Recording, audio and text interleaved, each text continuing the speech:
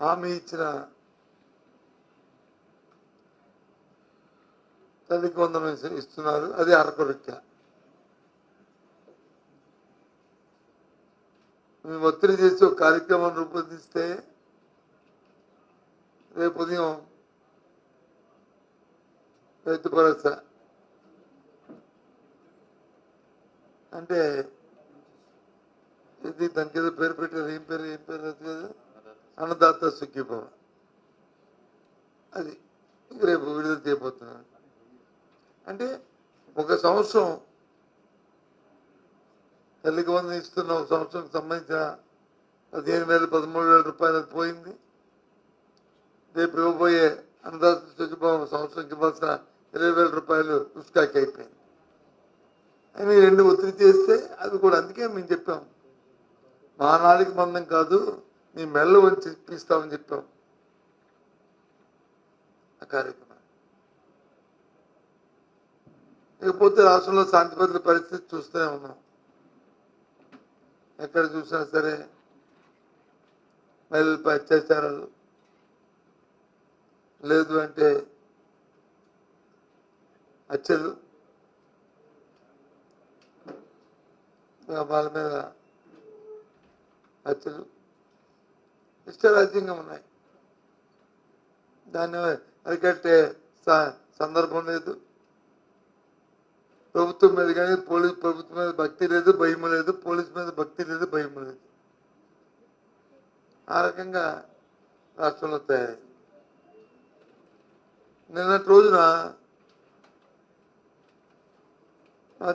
మా నాయకుడు జగన్మోహన్ రెడ్డి గారు, మా అధ్యక్షుడు జగన్మోహన్ రెడ్డి గారు, మా పార్టీ సంబంధించిన మాజీ మంత్రి గారిని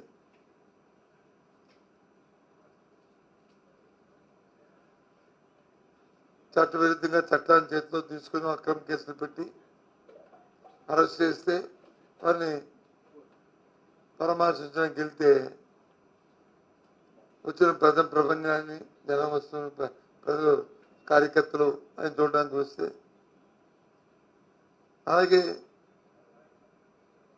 మా గౌరవ మాజీ శాసనసభ్యులు ఆ ఇంటి మీద దౌర్జన్యం జరిగితే వారిని చూడడానికి వెళ్తే వచ్చిన కార్యకర్తల్ని ప్రజల్ని ఏ విధంగా నిన్న జరిగిన ఎప్పుడు కనివిని రీతిలో రహదారులు కూడా పొక్కులతో తవ్వి వాళ్ళ రాణికంట అడ్డుపట్టడానికి ప్రయత్నం చేస్తున్న నేపథ్యంలో అయినప్పటికి కూడా పెద్ద ఎత్తున వాళ్ళు వస్తే రాష్ట్రంలో అధికారంలో ఉన్న శాసనసభ్యులు, మంత్రులు వారి తాలూకా సహనం కోల్పోయి వాళ్ళు ఏ రకంగా నిన్న మాట్లాడారో పత్రికల్లో, టీవీలో చూసాం. ఎందుకు అంత సహనం కోల్పోతున్నారో నాకు అర్థం అవ్వట్లేదు. ఏ రకంగా మాట్లాడుతున్నారో అర్థం అవ్వట్లేదు.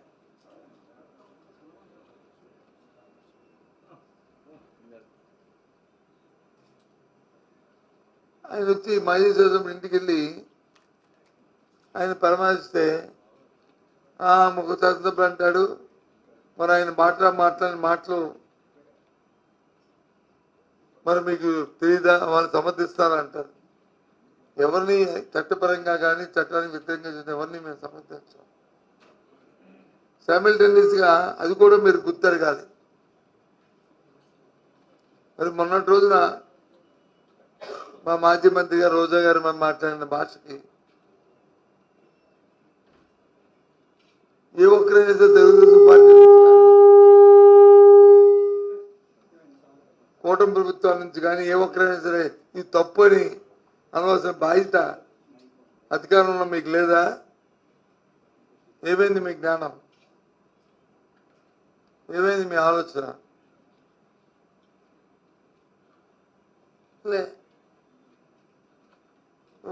ఇష్టారాజ్యం చూశాను రాత్రి టీవీల్లోనూ, ఉదయం పత్రికల్లోనూ కూడా. ఎప్పుడు కూడా 1,000 ఎత్తి 1,000 అటుపక్క చూపెడితే 4,000 మన పక్క చూపెడతాయి. అది గుర్తుంచుకోవాలి. ఇంతకు మన విశాఖపట్నంలో ఇక్కడ ఇంతకుముందు వచ్చి ఎప్పుడు కూడా మనం కని విని ఎప్పుడు చూడలే ఇక్కడ డ్రగ్స్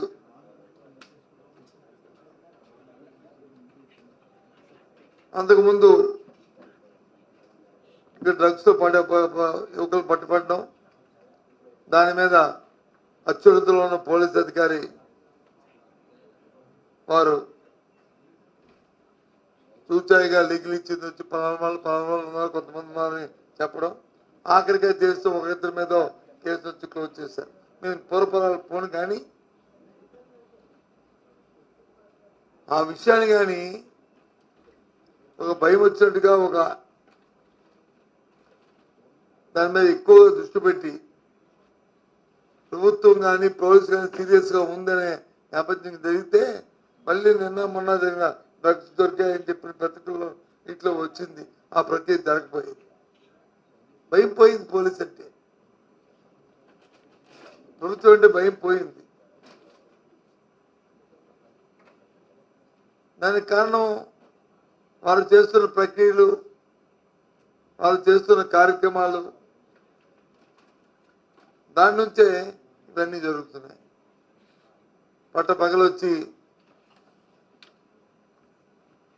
మటర్లు విశాఖపట్నంలో నడి రోడ్డు మీద పొడిచీడాలు, లేకపోతే కొట్టుకోవడాలు, ఏ రకంగా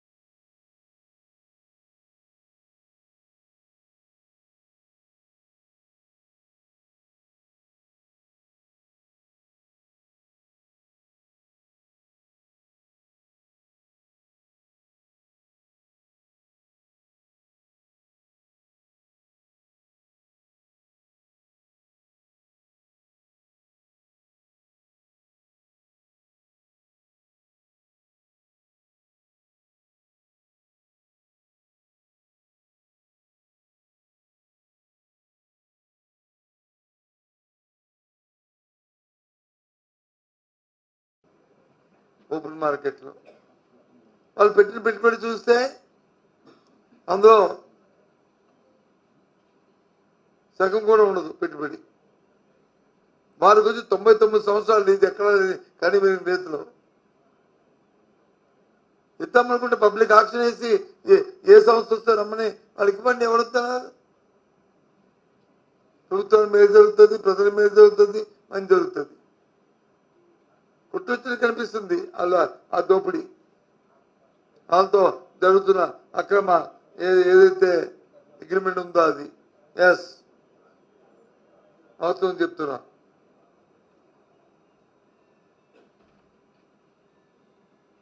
నిన్న మనం చూశారు ప్రభుత్వ మంత్రులు చంద్రబాబు నాయుడు గారు ఆయన తల మనుషులు కొంతమంది కోర్టుకు వెళ్తున్నారు, ఆపుతున్నారు అని చెప్పి ఇది టాటా సంస్కరిస్తుంది. సుమారు 21 ఎకరాలు వాళ్ళకి ఇస్తున్నారు. ఎకరం మినిమం ఎలా చూసుకున్నా 50 రూపాయలు 50 కోట్లు వేసుకునే 1000 కోట్ల రూపాయలు ఉంటుంది సంస్థ. ఈ మధ్య చూసాం కదా మనం, టీసీఎస్ సంస్థలో ఉద్యోగాలన్నీ తీసేస్తున్నారు, టీసీఎస్ సంస్థలో ఉద్యోగాలను తీసేస్తున్నారు. ఈ మధ్య చూసాం కదా మనం. వాస్తవం కాదని ఆ సంస్థ ఖండించిందా? ఆ సంస్థ మీద నుంచి ఏదైనా వచ్చిందా? మరి ఏ రకంగా అంటే మీరు ఇచ్చిన భూమి వల్ల ఆ సంస్థల క్రెడిబిలిటీ మళ్ళీ పెంచుకోవడానికి తప్ప దేనికి పనికి వస్తుంది?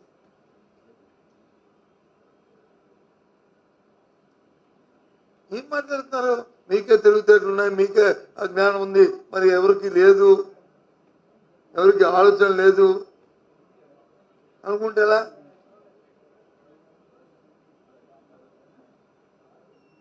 ఇంతకుముందు వచ్చి అసలు డేటా సెంటరే లేదు ఇక్కడ. మొట్టమొదటి డేటా సెంటర్ లేదు ఇంతకుముందు. మనం పెట్టాలి అదాని గ్రూప్కి వచ్చి డేటా సెంటర్ని ఇచ్చి వాళ్ళకి చేయలేదా? అసలు వైజాగ్లోనూ ఐటీ ప్రోత్సహించిందే మేము స్వర్గీయ రాజశేఖర గారు ఉన్నప్పుడు కాదా?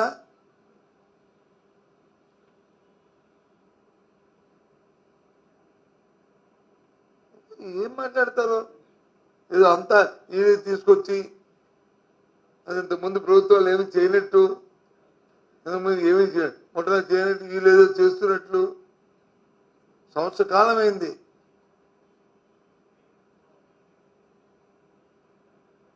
నువ్వు ఇచ్చిన హామీలకి దిక్కులేదు.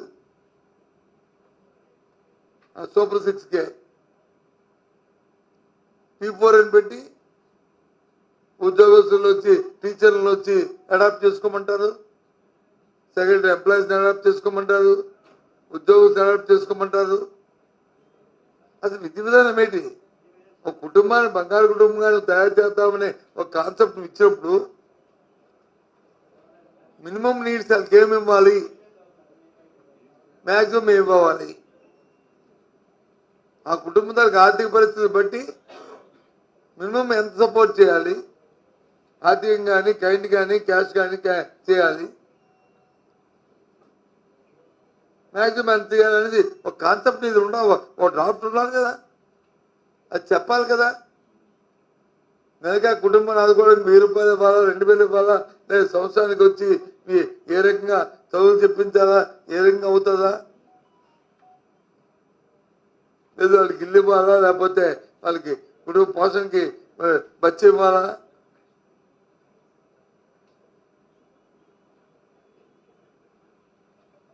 కాన్సెప్టే లేదు. ఎవరికే సులభ గంటకో మాట చెప్పు, కబుర్లు చెప్పేసి ఒక తప్పుడు ఉపన్యాసాలు చెప్పేసి దాని నుంచి వచ్చి అంటే ఏంటిది? రోజుకో స్టేట్మెంటు. సరే నీ ప్రభుత్వం దౌర్భాగ్యానికి మంచికో చెడుకో నీ ప్రభుత్వం ఎన్నుకున్నారు. ప్రభుత్వ ప్రజాస్వామ్యంలో 5 సంవత్సరాలు మీకు అధికారం వచ్చారు. సరే మాట్లాడిన వద్దన్న మేము. కానీ ఈ రకమైన మొప్పు పెట్టి మీరు చేతకాంతరానికి వచ్చి ఆ బురద తీసుకొచ్చి మరి ప్రతిపక్షాల మీద మరి మా మీద గంటకి తల్లి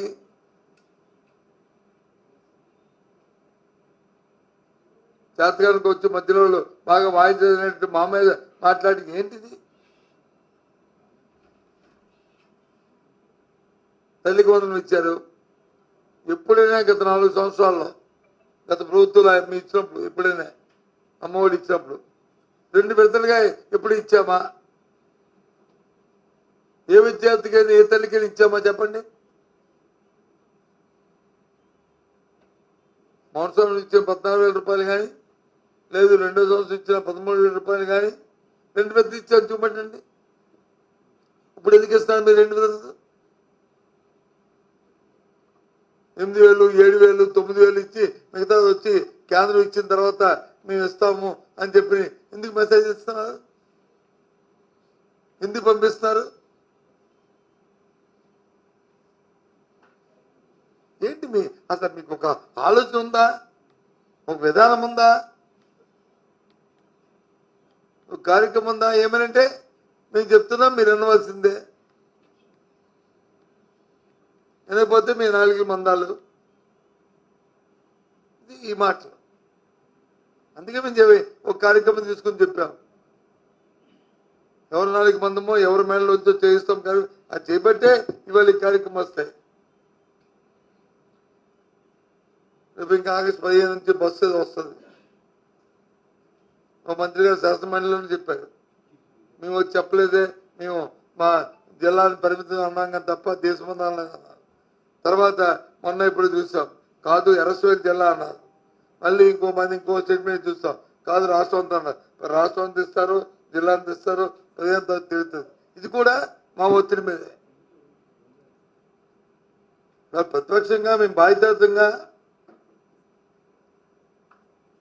ప్రజల గొంతుకే మేము మాట్లాడబట్టే ఈ మాత్రమే, లేకపోతే మీ ఆలోచన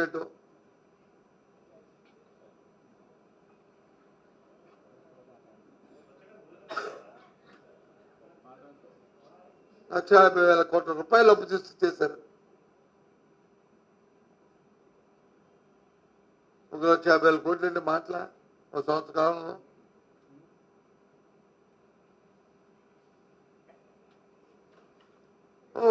ఏమనంటే మీరు చేశారు కదా, మరి మేమే కానీ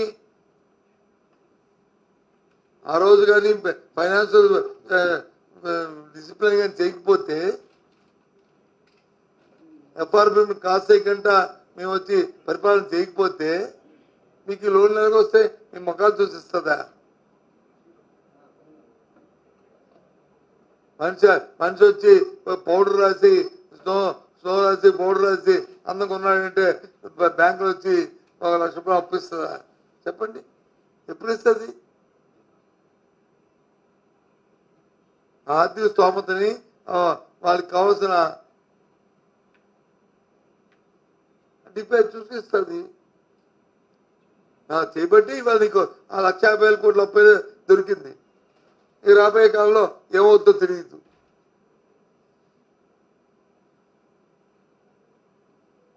నిన్న చూశారు, ఇంకో మాట అంటారు, ఏపీఎండిసికి వచ్చి అప్పులు తీసుకొస్తే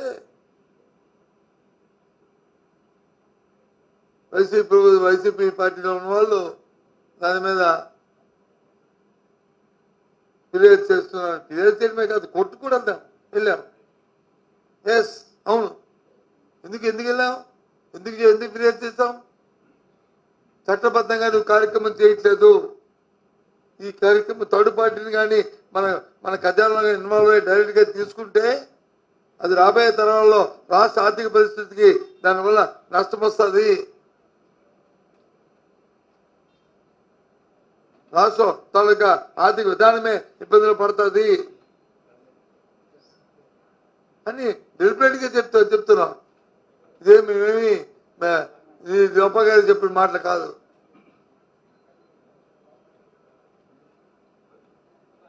అర్థం చేసుకోవాలి.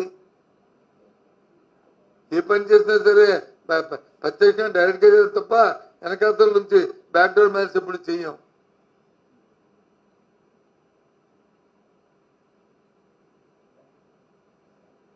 అమరావతికి సింగపూర్ కంపెనీ, మన సింగపూర్ వెళ్ళారు.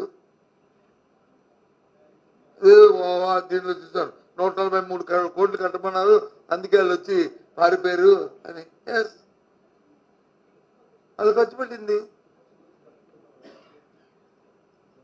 వాళ్ళు రూపాయి పెట్టకుండా 52% వచ్చి ఒక కంపెనీ పెట్టి 58% వాళ్ళకి వాటా పెట్టి 42% ఆంధ్ర రాష్ట్రం వాటా పెట్టిన అగ్రిమెంట్ తప్ప నువ్వు చేసింది? అది చేసావు లేదు, రైట్ కాదా? మేము అబద్ధం చెప్తున్నామా? ఆ కంపెనీ మేము వెళ్ళిపోతామన్నప్పుడు మరి ఖర్చు అయిన డబ్బుని పెట్టించి చేసాం.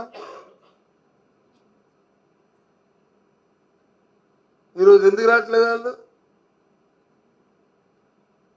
ఎందుకు రావట్లేదో తెలుసా? రాష్ట్ర ప్రజలకు చెప్తున్నాను. రేపు రాబోయే కాలంలో అక్కడ పెడుతున్న కన్స్ట్రక్షన్ ఒక స్క్వేర్ ఫుట్ కి మినిమం 10,000 నుంచి 12,000-14,000 రూపాయలు ధర అవబోతుంది. ఇది ఎక్కడైనా సరే భారతదేశంలో ఎక్కడైనా ఆ ధర కన్స్ట్రక్షన్ కాస్ట్ ఉందా? అవుతుంది. ఇవాళ రికార్డెడ్, నేను చెప్తుంది. చూసుకోమనండి. రేపు వచ్చే సంవత్సరానికి వచ్చి కొన్నిగో సత్యబాబు గారు తప్పు చెప్పారు, వాళ్ళు అది కాదు, అది 4,000 అవుతుంది, 5,000 అవుతుంది, 3,000 అవుతుంది ఇమ్మనండి స్టేట్మెంట్. నేను చెప్తున్నాను. అందుకే ఇలాంటి దాంట్లో ఆ ప్రభుత్వం ఆ పెద్ద వ్యక్తి దూరి ఈ లోపభూయిష్టమైన దీంట్లో ఇరుక్కోకూడదనే వాళ్ళు పక్కన ఉన్నారు. అంతకుముందు ఆ హడావిడిగా చేసిన వాళ్ళు ఎక్కడున్నారో సింగపూర్ దేశం ఏం చేస్తుందో చూసాం కదా మనం.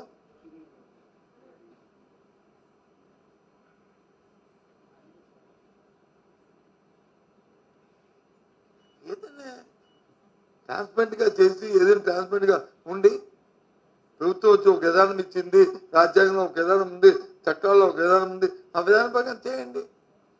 ఎవరు కాదంటారు? ఎవరైనా అందరం దానికి సంబంధిస్తాం. అంతేగాని స్వార్థం కోసం సొంత లాభం కోసం ఆలోచన చేస్తే ఏ రకంగా ఒప్పుకునేది ప్రభుత్వం? ఏ రకంగా ప్రతిపక్ష పార్టీగా దాన్ని సమర్థిస్తాం? చెప్పండి.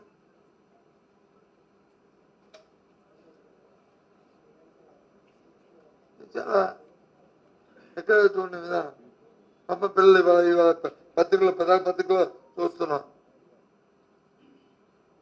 ఫీజుకి డబ్బు కడితే కానీ ఫీజు కడితే కానీ సర్టిఫికేట్లు ఇవ్వండి. ఎందుకోసం? సుమారు 4,700 5,000 కోట్ల రూపాయలు బకాయి ఉంది. గత ప్రభుత్వం బకాయి పెట్టింది. గత ప్రభుత్వం ఎప్పుడు బకాయి పెట్టిందండి? పూర్వపాలనకి వెళ్ళండి, చూడండి. ఏ రోజు అయితే ఎలక్షన్ కమిషన్ వచ్చి దీనికి ఇప్పుడు రిలీజ్ చేయడానికి వీల్లేదని చెప్పి ఆ రోజు మార్చి లాస్ట్ ఆ రోజు నుంచి బకాయి పడింది. అంతకుముందు ఎప్పుడూ బకాయి పడిందా? మరి ఈ సంవత్సరాల కాలంలో మీరు ఎంత రిలీజ్ చేశారు? మీరు ఈ ప్రభుత్వం 700 కోట్లు. సంవత్సర కాలంలో ఇవ్వాల్సిందంత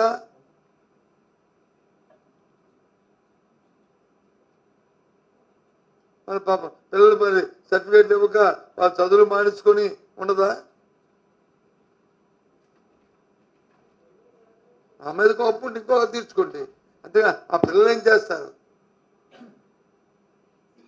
ఆ విధానాన్ని ఎందుకు నష్టపెడతారు? ఆ పాలసీని నాడు నేడు ఆ స్కూల్స్ కంటే ఎక్కడెక్కడే అలాగా పడేశారు. ఆ కోపం ఉంటే మా అమ్మాయి తీర్చుకోండి. అంతే ఆ పిల్లల చేత చదువుతున్న ఆ స్కూల్స్ వచ్చి అర్థాంతంగా వదిలేస్తే ఏమవుతుంది రాష్ట్రంలో?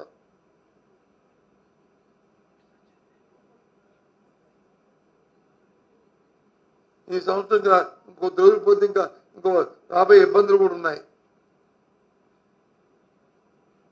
ఒక పక్క వచ్చి వర్షపాతం తక్కువగా ఉంటుంది. కొన్ని ప్రాంతాల్లో అయితే అసలు నాట్లు వేయలేదు, ఉడుపులు కూడా ఉన్నాయి. నాట్లు కూడా వేయలేదు. వేసింది వచ్చి సకాలంలో నీరు అందుక నష్టపోతున్న రైతులు. వాళ్ళకి ఇన్పుట్ సబ్సిడీ వాళ్ళు ఇవ్వాలంటే అయితే ప్రభుత్వం ఆదుకోవాలి, ఇన్సూరెన్స్ అని రావాలి. ఇన్సూరెన్స్ విధానంలో మార్పు తీసుకొచ్చారు. అంతకుముందు ప్రభుత్వంలో అయితే మేమైతే ప్రభుత్వ ఇన్సూరెన్స్ రైతు తరఫున కట్టింది. ఇప్పుడు చెక్కలే రైతే కట్టుకోవాలంటున్నారు. ఎంతమంది రైతులు మీరు మ్యాపింగ్ చేస్తారు? ఎంతమంది రైతులు కట్టారు? ఎంతమంది చెప్పండి. రేపు ఇంప్రూవ్ చేస్తే ఏ విధంగా ఇస్తారో ఆలోచన చేయండి. మళ్ళీ మేము అడిగితే మళ్ళీ జగన్మోహన్ రెడ్డి వచ్చి అది చూడడానికి వెళ్తే అప్పుడు పరిగెడతారు ఢిల్లీకి అని. చేతులు కాలిపోయిన తర్వాత ఆకులు పట్టుకున్నాడు మచ్చలు. ఒక్క పంటకి గిట్టుబాటు ధర లేదు. ఒక్క పంటకి.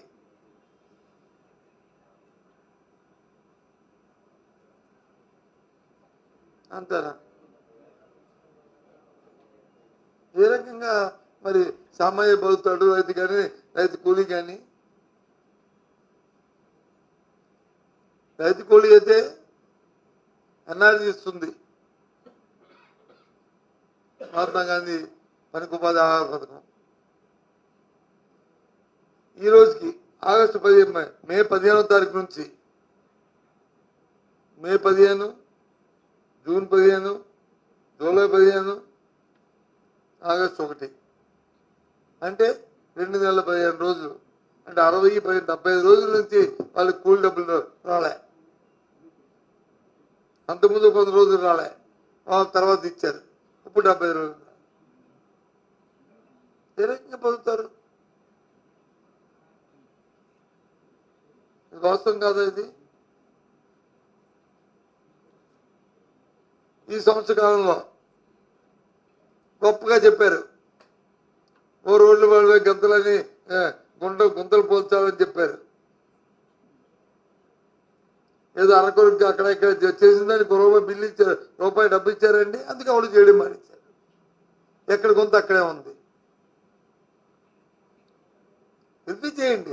నేనేదో ప్రభుత్వాన్ని విమర్శిస్తున్నాను.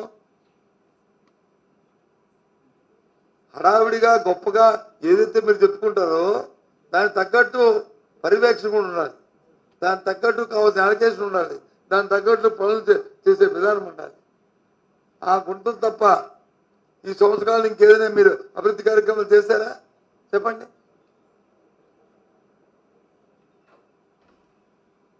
ఎక్కడ కావాలి?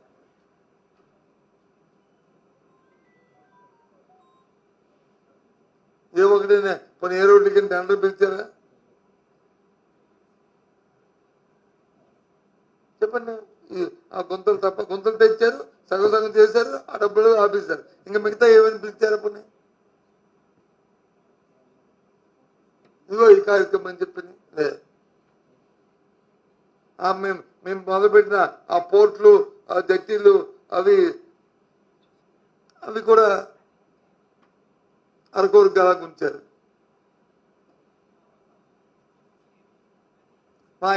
మాత్రం విదేశాలు వెళ్తే మాత్రం ఆ పేర్లు మాత్రం చెప్పుకుంటున్నారు, ఇవి త్వరలో రాబోతున్నాయని. కంప్లీట్ చేయట్లేదు.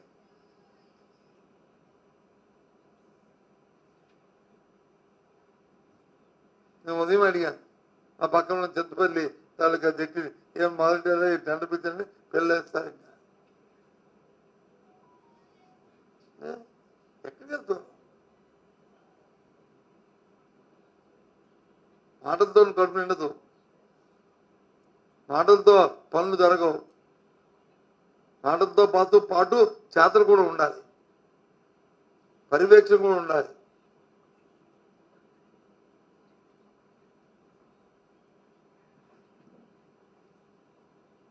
పద్నాలుగు నెలల కాలం అవుతుంది, 13 నెలలు 14 నెలలకు వస్తున్నాం.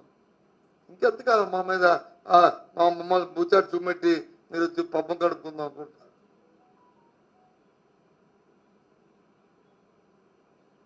ఎక్కడ ఇది?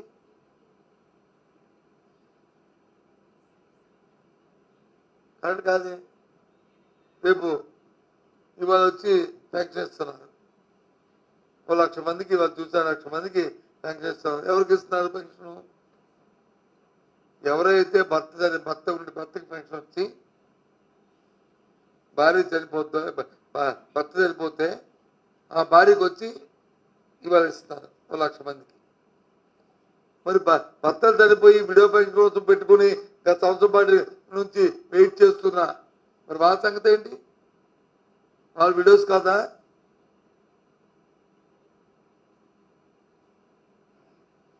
మన వాళ్ళ సంగతి ఏంటి? ఏం ధర్మం ఉందా? ఏం న్యాయం ఉందా? ఏంటి విచక్షణ?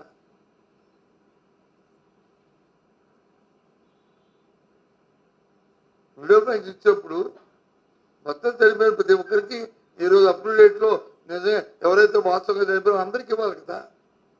వాళ్ళకి లేదు, ఓన్లీ భర్తకు పెన్షన్ ఇస్తూ ఉండి ఆ భర్త చనిపోతేనే ఆ భార్యకి ఇస్తారు. కానీ భర్త పెన్షన్ లేకుండా చనిపోయి ఇంతకుముందు పెన్షన్ తీసుకున్నా తీసుకోపోయినా చనిపోయిన ఉంటే ఇవ్వలే. రుణాలు చూడమండి అదే ఆ లిస్టులో. ఏంటి మీ విధానం? ఎందుకు విచక్షణ? అంటే ఈ రోజు చనిపోతేనే, నిన్న చనిపోతే కాదు వీడు, కటాఫ్ డేట్ తర్వాత ముందు చనిపోతే ఆ వీడియో కాదు. ఆ కుటుంబం ఎలా పోషించుకుంటారు?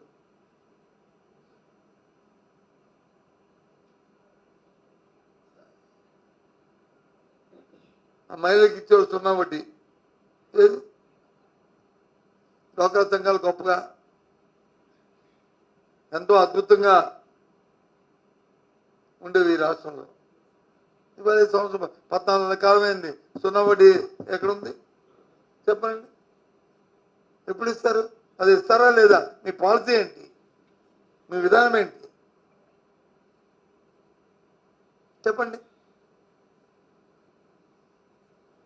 ప్రతిపక్ష పార్టీగా ఒక బాధ్యత వ్యక్తిగా నేను అడుగుతున్నాను, చెప్పండి మీ విధానం.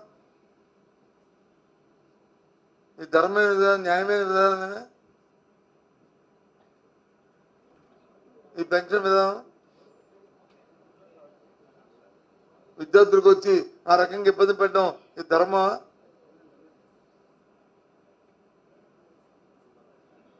మహిళలకు వచ్చి, డ్వాక్రా మహిళలకు వచ్చి ఈ విధంగా ఇబ్బంది పెట్టడం ఇది సమంజసమా?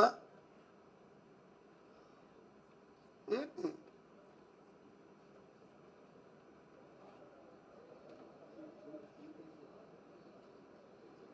ఏ రకంగా చూసుకున్నా?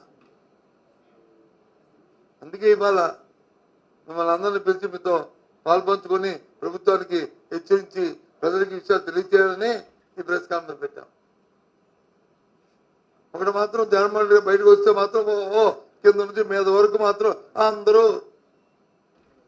రాజ్యాంగం అదొకటి మాత్రం బాగా ప్రజల గురించి మాత్రం అక్కర్లే. మరి ఆ ఎమ్మెల్యేలకి ఈ ప్రజలు ఓట్లే లేదా? ఆ మంత్రులకి ప్రజలు ఓట్లే లేదా?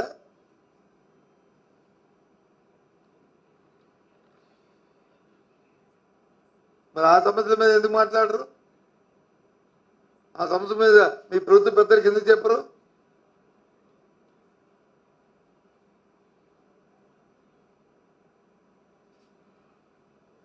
కాబట్టి ఈ విధానాలు బాగా ప్రభుత్వం ఎక్కడెక్కడే స్టాండ్ స్టిల్ అయిపోయింది. ఎంతసేపు సొంత డబ్బా సొంత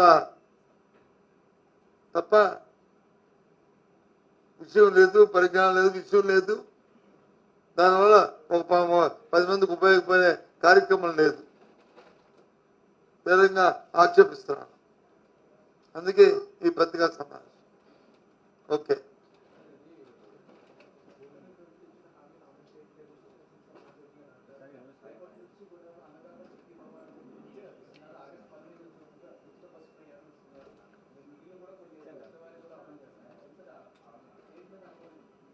నేను చెప్పాను కదా, ఏదైతే అమ్మఒడి ఏం పేరు పెట్టేదానికి తల్లికి వందనం వినండి బాసు, కరెక్ట్ అని చెప్పాను కదా. తల్లికి వందనం అరకొరుగ్గా ఇప్పుడు కూడా గత 5 సంవత్సరాల్లో ఒక దఫా ఒకేసారి ఇచ్చాను తప్ప 2 విడతలకు ఇప్పుడు ఇవ్వలే. ఇప్పుడు సుమారు 10 లక్షల మందికి 2 విడతలు ఇస్తాను.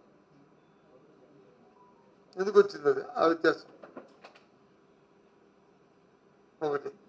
రెండోది, మీరు వచ్చి విభజించండి. మేము ఒత్తిడి చేపట్టి మీ కార్యక్రమం తీసుకోబట్టి, బాబు మోసం కార్యక్రమం తీసుకోబట్టి మేము చెప్పాం, ప్రజలు మెడలు వంచి, ప్రభుత్వం మెడలు వంచి ఈ కార్యక్రమం చేయిస్తామని చెప్పాం. సంవత్సరం పాటు పోయి 20,000 అప్పుడు నువ్వు గొప్ప చెప్పు.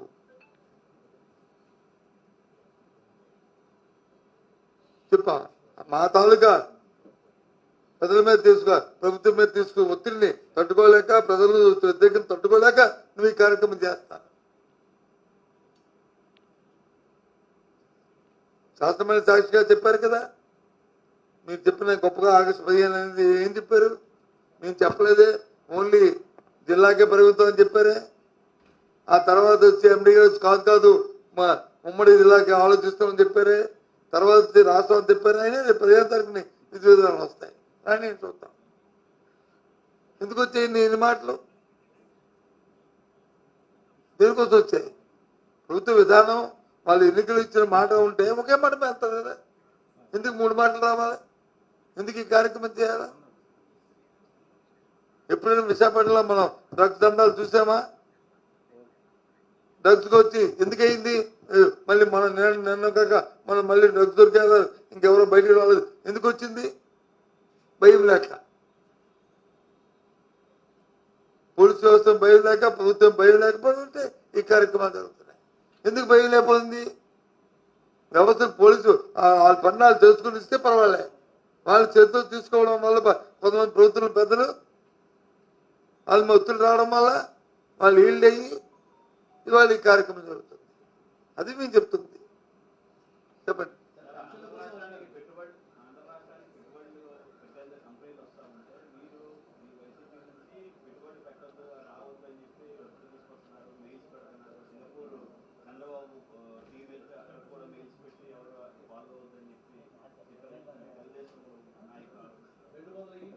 ఇదో ఒకసారి ఆలోచించుకోండి. ఏ వ్యాపారస్తులు కూడా ఏ మెయిల్ పెట్టినా ఏం పెట్టినా వాడు బాగున్నది, వ్యాపారం బాగుంటుంది, అక్కడ బాగుంటుందంటే వాడు ప్రయోజనం వస్తారు. సింగపూర్ కంపెనీలో అది ఎందుకు చెప్పింది, ఎందుకు ఆంధ్ర రాష్ట్రంతోనే ఇవాళ రావట్లేదు? ఇవాళ ఇందాక చెప్పాను కదా నేను, ఏదైతే అమరావతిలో వస్తున్న ప్రాజెక్ట్ రేపు ఉదయం ఇంకో 6 నెలలు పోయిన తర్వాత అక్కడ కన్స్ట్రక్షన్ జరుగుతున్న ఒక స్క్వేర్ ఫుట్ 10,000 నుంచి 15,000 రూపాయలు ఖర్చు అవుతుందని చెప్పి అనౌన్స్ చేయబోతుంది ప్రభుత్వం. ఎక్కడైనా భారతదేశంలో అది ఉంటుందా? అంత అంత అంత 10,000 రూపాయలు స్క్వేర్ ఫుట్ కడుతుంది, 15,000 రూపాయలు స్క్వేర్ ఫుట్ కడుతుంది. అందుకు అలాంటిది లాబీలో పడి మేము అలాంటి స్కామ్లు ఇరుక్కోకూడదు ఉద్దేశంతో ఆ ప్రభుత్వం ఉంది. ఒకటి గత ప్రభుత్వం జరిగిన అనుభవాలు తెలుసు కదా, ఆ సాక్షాత్ ఆ ప్రభుత్వం కదా ఆ మంత్రిని వచ్చి చర్య తీసుకుంది. 2 మూడోది ఏపీఎండిసి నుంచి థర్డ్ పార్టీని ఇన్వాల్వ్ చేసి డైరెక్ట్ ఖజానా డబ్బు తీసుకుంటే అది కాదని చెప్పి కేంద్రానికి లేఖ రాశాం మా పార్టీ. దాంతోపాటు కోర్టు కూడా వెళ్ళాం, ఇది చట్ట విరుద్ధం అని చెప్పాం. ఇది చేయడం వల్ల రాష్ట్ర ఆర్థిక దానికి రాబోయే కాలంలో చాలా పెద్ద అధ్వానంగా ఉంటుంది, విధ్వంసం జరుగుతుందని చెప్పాం. దానికి కట్టుబడి ఉన్నాం. మేమేమి లోపగారి చెప్పట్లేదే. ఇక మూడోది టీసీఎస్ చెప్పారు. 20 ఎకరాలను వచ్చి ఎకరం 50 కోట్ల రూపాయలు తక్కువ లేకుండా ఉన్న వ్యవస్థ దానికి ఇస్తున్నప్పుడు 1000 కోట్లు ఇస్తున్నప్పుడు నెలగాక మొన్న కదా టీసీఎస్ స్టేట్మెంట్ ఇచ్చింది, ఇన్ని వేల ఉద్యోగులు తీసేస్తున్నాం, లక్షలాది మంది తీసేస్తున్నామని. మనం ఒకసారి పరిశీలించుకోవాలి కదా. అంటే ఆ కంపెనీ తాలూకు శక్తి పెంచడానికే మీరు చేస్తున్న పని.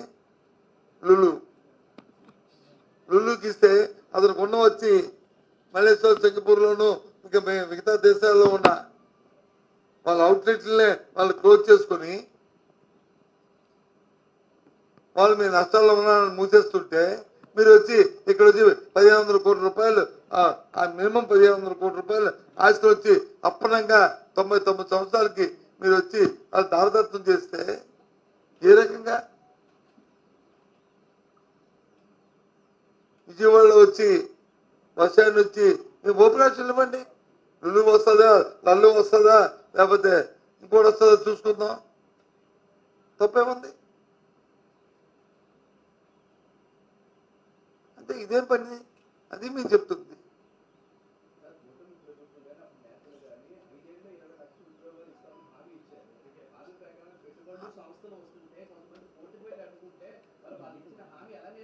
నేను అంటుంది హామీలు నెరవేర్చడానికి వచ్చి నువ్వు వచ్చి దేశాన్ని రాష్ట్రాన్ని వచ్చి వాళ్ళకి నీ సులభం కోసం, సొంతం కోసం, అందులో వస్తున్న బ్యాక్డ్రాప్ల కోసం దారదత్తం చేసేస్తావా?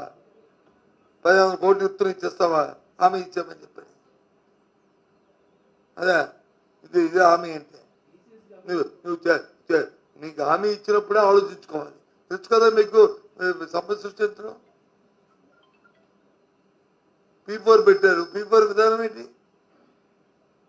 పేదవాడిని వచ్చి దగ్గర ఉన్న వాడిని డబ్బున్న వాడు వచ్చి వాడికి చేతులిచ్చి ఆదుకొని వాడిని చేయడం. దానికి విధానం పెట్టాలి కదా. నువ్వు టీచర్స్ వచ్చి ఇప్పుడు దత్తత తీసుకోమంటున్నావు, సెకండ్ ఎంప్లాయీస్ దత్తత తీసుకోమంటున్నావు, లేదు ప్రభుత్వ ఉద్యోగులు దత్తత తీసుకోమంటున్నావు, లేదు ఒక సామాన్య రమ్మంటున్నావు. ఏ విధంగా ఆ కుటుంబానికి ఏంటి ఇవ్వాలి? నెలకా సంవత్సరానికా ఫైనాన్షియల్గా కైండ్ ఇవ్వాలా, క్యాష్ ఇవ్వాలా, అది మాట సాయం చేయాలా? చెప్పాలి కదా. ఒకరోజు వచ్చి జీవో ఇస్తారు, రెండో రోజు వచ్చి విత్డ్రా చేసుకుంటారు. ఇది ఎక్కడిది? అదే తుచ్చు అచ్చు తప్పు అయిపోయిందని తెలిపేస్తారు రబ్బర్ పెట్టి. ఇది ఎక్కడిది? ఎప్పుడు ప్రతి విధానం చూసామా? అది నేను అడుగుతుంది.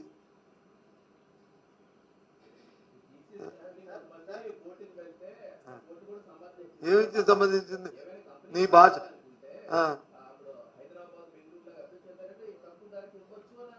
ఇవ్వచ్చు ఏ విధంగా అవుతుంది?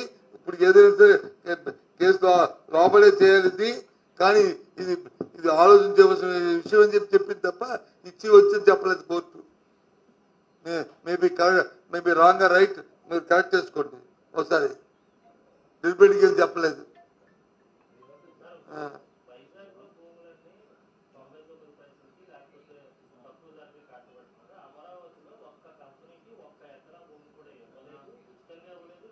ఉచితంగా కాదు, ఉచితంగా ఇచ్చినప్పుడు తీసుకొని లేడు.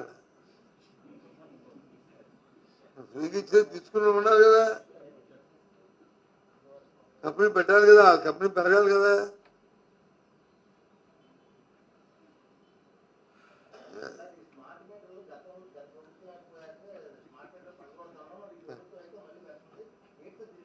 చెప్పే తొందరగిరి సాక్షాత్తు అధికారం ఉన్న పెద్దలే, అధికారం ఉన్న మంత్రులే స్పాట్ మీద పెడితే బద్ద కొట్టండి అన్నారు. మరి ఎందుకు చెప్తారు? ఇదే చెప్తున్నా కదా. వాళ్ళకి ఆయన స్టెబిలిటీ లేదు, ఒక విధానం లేదు. ఇది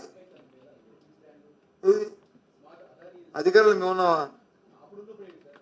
అది అప్పుడున్నప్పుడు మేము ఆలోచన చేసి దీని నుంచి ఎవరికైతే దీనికి స్ట్రీమ్లైజ్ చేద్దాము, పవన్ చేద్దాం అనుకుంటే ఆ కార్యక్రమంలో ఆ రోజు వచ్చి ఆ కార్యక్రమం తీసుకున్నాము. ఆ కార్యక్రమం వ్యతిరేకించడం వీళ్ళే. మరి ఈరోజు ఎందుకు ఓపెన్గా చెప్పండి వాళ్ళని, మేము వచ్చి ఆ రోజు వ్యతిరేకించాం కానీ ఈ విధానం మంచిది అందుకే మేము సంపాదిస్తాం అని చెప్పానండి. చెప్పి చేయమనండి, అడుగుతానండి, యాక్సెప్ట్ చేయమనండి. రాత్రి నేను ఇంట్లో పడుకున్నా, రాత్రి నిద్ర పడకపోతే చూస్తే 4 సార్లు కరెంట్ పోయింది, 4 సార్లు బ్రేక్ వచ్చింది, పవర్ కట్. ఇది ఎక్కడిదండి?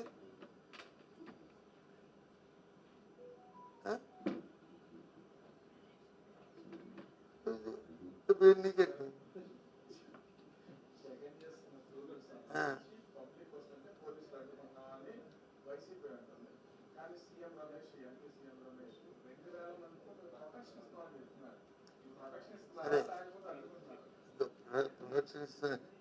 ప్రొటెక్షన్ ఇస్తే థ్యాంక్స్, సంతోషం.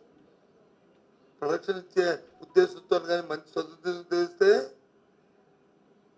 చాలా అభినందనీయం, కృతజ్ఞత కూడా. కానీ గోతులు ఎంత అవుతున్నారు, ముక్కులు ఎంత అవుతున్నారు, రోడ్లు ఎంత అవుతున్నారు?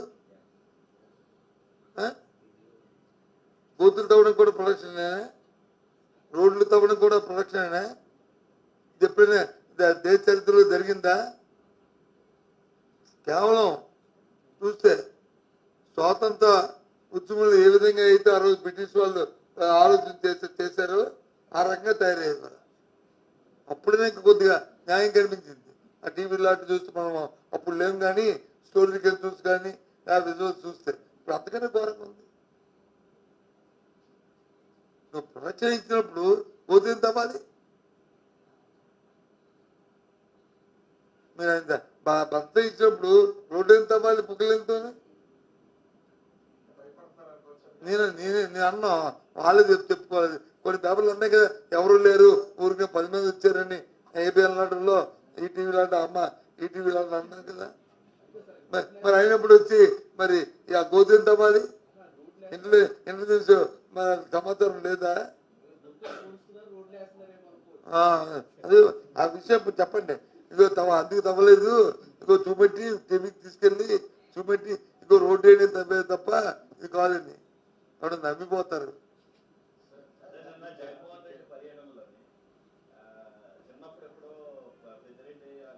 అదే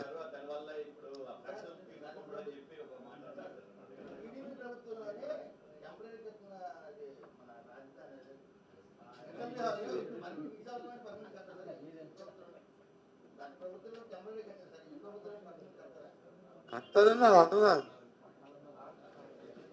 కడతారని అంటున్నారు, కడతారని అంటున్నారు.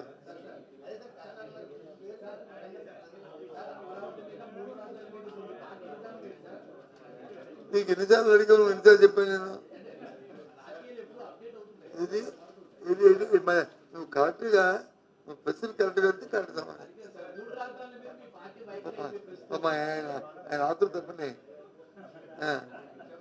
ఏంటి మా పార్టీలో ఆలోచించి చెప్తాను, సంప్రదించుకొని డిస్కస్ చేసి చెప్తాం.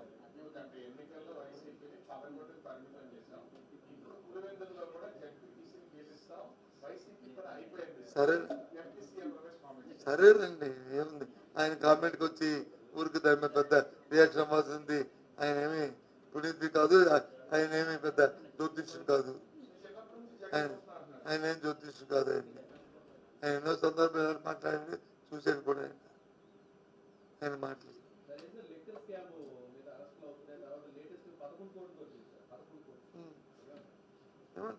చూస్తారు ఏమంటారు, ఆ దొరికిన పేరు చెప్పాడు కదా, ఇది నాది కాదు, వాళ్ళే పెట్టి వాళ్ళే చేశారని చెప్పి అతను ఎఫిడవిట్ పెట్టాడు కదా. మరి నేనేమంటాను దానికి?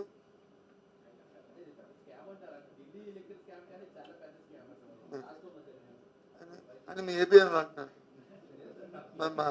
నాకైతే అంతా తప్పుడు కేసు పెట్టి నేను సృష్టించి మళ్ళీ ఇప్పుడు వచ్చేది అంటే ఎలాగా చెప్పు? మీరే చెప్పి మీరే చేసి మీరే అనేసి మీరే రాసి మీరు దాని మీద ఏం చెప్పండి, ఏం చెప్తాను? ప్రజా సమస్యలు బోర్డు ఉన్నాయి.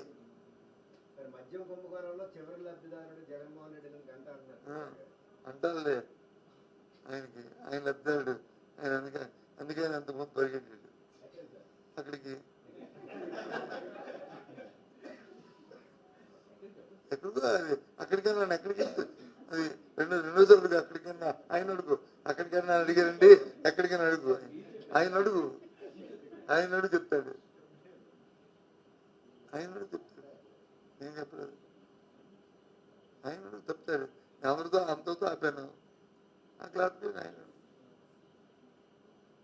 సింగపూర్ కంపెనీకి రావద్దు అని చెప్పి మెయిల్స్ పెట్టింది మురళి అనే వ్యక్తి మీ పార్టీ వాడని చెప్పి